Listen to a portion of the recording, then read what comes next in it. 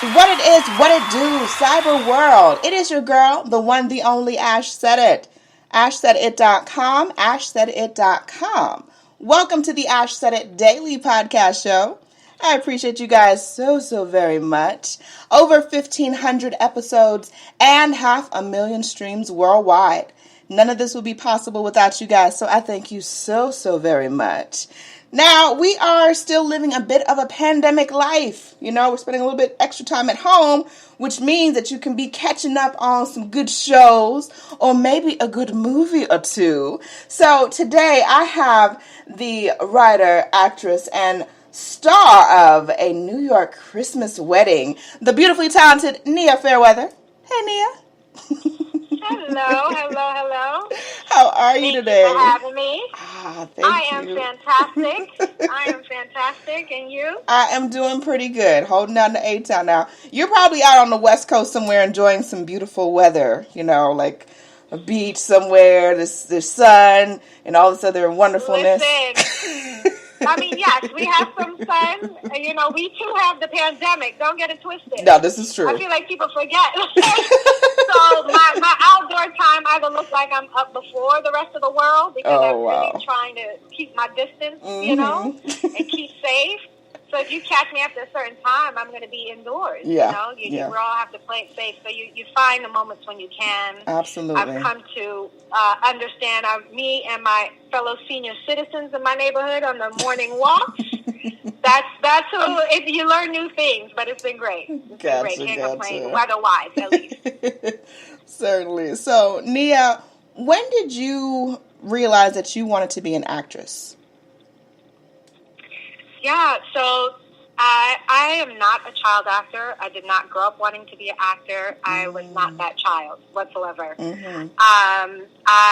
My pivot into acting really came at a point where, like, right after graduating from high school, and, you know, everybody's like, you got to figure out what you want to do with your life. And in my case, I was like, all right, you know, in high school, I was more into sculpting, fine arts. I was not at all into...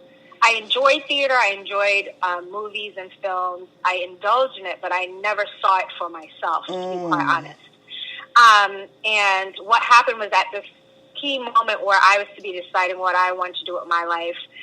Definitely, you know, my parents were encouraging me in a certain direction, you know. At that time, I was going on, like, the business school track, where I thought, you know, something in marketing, advertising. And right at that point where I was trying to make that work for me, I was like, I could do it, but I didn't feel like super jazzed. Like, I didn't feel like that was all for me just yet, because to do that meant I would have had to kind of step away from my ceramics and my art, which at that point, for me, I was like, I had just discovered, like, oh, I'm an artist, right? But to go into being into ceramics, you know, the adult ceramic, didn't see it as the most, you know, sure path, so to say. But what happened at this time was that a lot of the adults around me were being laid off of their jobs. At the same time, I'm being told to decide what you want to do with your life, right? And so to make a long story short, witnessing that, you know, really hit home for me. Because I realized, you know, they were the generation that worked at their jobs for 20 plus years, right? They had that job. And in my case, being first generation American, a lot of them, whatever job they had since they've been here, they kept it, That's right? it, yeah. You just have a good job. You do what you need to provide. It's about, you know, providing. And so what I recognized in it, the unspoken part of that was that the other part of the sadness was they were also working, but it wasn't necessarily what they loved to do. And I realized it wasn't that it was their passions, you know, I don't even know if it was their dreams, right? Like, that wasn't a conversation. And so I realized I get to be that generation that gets to decide. And so I went on this whole journey of trying to figure it out. I had friends be like, you need a journal. You need to literally read every Oprah book club book that year. The Alchemist. I was searching, sis. I was searching deep. A lot of tears, a lot of crying. We're going to spare that since we only got 12 minutes on the show. You don't need the whole version. But said all to say, it was a real challenging time because I didn't know. I was really trying to figure it out. And in that moment, I was really sussing out. I remember reading The Alchemist, and there's a part in the book that says when we are about 6 years old, we know what we want to be, but either our parents or society, conditions us where we forget that. And I really thought back to what that was, and I was like, well, at that time, I was such a huge Michael Jackson fan. And I loved him. I would mimic, I would dance, I would perform. And I saw, like, stage, but to me, stage was Michael Jackson. And I was clear, that was not me. Right. So even while reading the book, I was like, well, I did things on stage, but I'm not Michael Jackson. And then I thought about it. Well, what about acting? And it was one of those voices, like, in your head. You're like, that doesn't make any sense. Because I haven't acted in anything. I was not in a play. Yeah. I was that person who didn't like cameras. I was the more introverted. I create and I would recreate things, but never for an audience. I was not that person.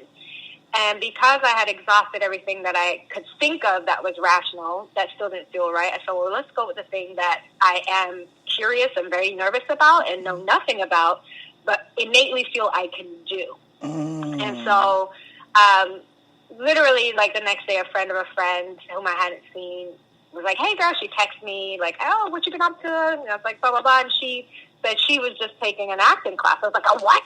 Where? How does one do that? Yeah. Found out the name of that school. Long story short, went there, took classes there. Within 12 weeks of being in their program, they're like, you need to go to a conservatory. You've passed through everything we could offer you. So I started looking into conservatory, ended up applying to the American Academy of Dramatic Arts because it was the one I could, of the NYUs, the Juilliards and stuff in New York, because that's where I'm from. Yeah. I couldn't pay for it. I was like, the tuition, I just can't afford it. And they wanted you to have a portfolio. And I was like, I don't have one of those because I didn't know I wanted to do this. So all of those doors seemed to be closing while I was trying to find it. And then the American Academy, I was like, well, let me go here. I see who their alumni are. Why not? And I showed up at their building and to ask some questions, and basically ended up auditioning on the spot, which I did not plan to, did not know what an audition was. Oh, wow. And they were like, you need to do a monologue. And I was like, how we do that, But luckily, and really divinely kind of orchestrated, they don't allow you to prepare ahead of time. You got to pick something on the spot and perform it. And so, say it all to say, I got into their program, and at that point, a year of me sneaking and acting with props in my bag, told my parents I was pursuing acting. But it was like I needed all of that to get the courage to tell them. Yeah. Because this was something for myself, and it was not well received at all. That decision. It was not, and I decided, all right, well, so be it. And so I worked just so I could pay for drama school. And along the way, the beginning part was very lonely because I didn't have anyone in the industry. It was only me. And so I've learned everything kind of on the job. I didn't know what the rules were. I didn't know what was the standard. I just kind of went by what made sense. And my only thing, it was almost like, it was like a prayer, really. I was like, if this is the way, just keep opening the door. And I would journal. Thank God for my friend who told me to journal, because I had to write so much of what I was feeling because I didn't know how to express it. And I didn't have anyone else who could understand, because all of my other friends seemed to have known exactly what their path was and was doing it. Yeah. And here I am doing, pursuing acting, and everybody's like, what? But you don't even like cameras. Like, what? But you're like, how is this even going to work? And it wasn't until, some came to my performances at drama school and saw my work. They're like, oh, like, this is you. I was like, I told y'all.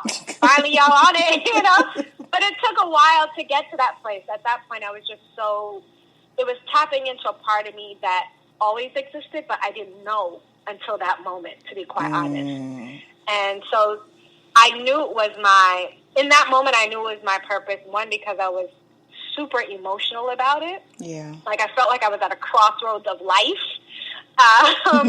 in that moment. And I always thought that with me pursuing acting and in my journey, and I also said, and have a ceramics line. I didn't leave that away. I didn't throw that out. Yeah. My thing was that may my journey inspire someone else to follow their own equivalent, because it's not about inspiring other people to be actors for me at all, because it's about being able to suss that out for ourselves. Right. And for me, my biggest thing was, choosing something that if I were to get laid off 25 years into doing it, would I feel like I have wasted my time? Would I have that feeling of loss? And that is what made me stick to what felt most in my gut, intuitively right. Although it was the most unnerving because I didn't know what was next. And so that is the origin and some obstacles. Absolutely. I love it. I love it. All right. So, this past weekend, we just been, we're still quarantined. I'm on the East Coast. I'm in Atlanta, Georgia. And, so we're still kind of juggling things and getting things done, but also still spending a lot of time indoors. Like I don't feel comfortable being out just because. So I've been binge watching. I've been catching up on my Netflix. And so I knew that this interview was coming out. I said, let me check this girl out. Let me see about this. And I absolutely loved A New York Christmas Wedding. Oh my gosh. I loved everything from the costuming to the storyline, the way that it really came together beautifully. And I wanted to know, how much of yourself, Nia, did you actually pour into Jennifer? Right. So it's interesting because my approach to my work, it might sound counter to what people think, and every actor has their own process. Right. I try my best to strip away as much of myself as possible, to be honest. And I say that because I want to be, with Jennifer, I wanted to be able to approach her story based on what was written and what I was able to find, right? Because sometimes through our own personal lens might be limiting for a character. We don't think about it, right? In the same way, like if in life, your own limited view on a certain subject matter or people's or whatever can limit how you take in someone that's right in front of you, right? It's the same way for me when it came to Jennifer. What I will say, what I brought to her that was absolutely me was 100% dedication to her. Anything that was going on set, in my life, around, was null and void when I had to work on Jennifer.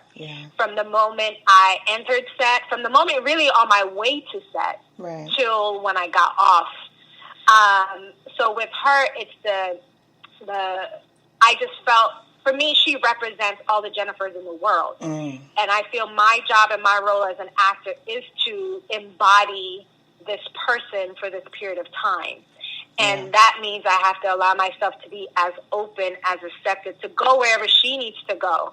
And so all of the emotions, from her father's passing to dealing with this overbearing, mother-in-law, to not feeling like her fiance is standing up for her, to, wait a second, I get a chance at exploring and being with Gabby? What? And allowing her to be there fully. And allowing it to unfold and not to premeditate. Because I think the trick as the trap as an actor could be, because I know the whole story by the time I'm on set.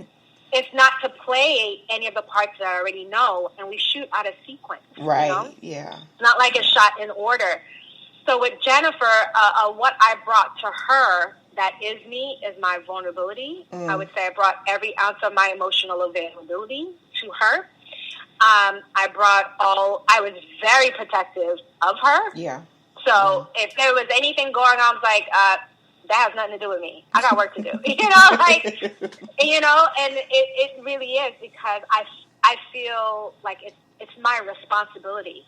And more so, even with Jennifer, is the lead of the story, So I felt like I have to carry this, and the director and everyone, it's his baby, and I am bringing it into the world, right? And so I had to give everything that I had. So anything in myself that might have limited that process, I had to leave at the door.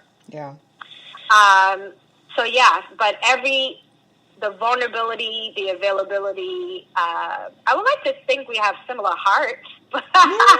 We do, we definitely do. So, I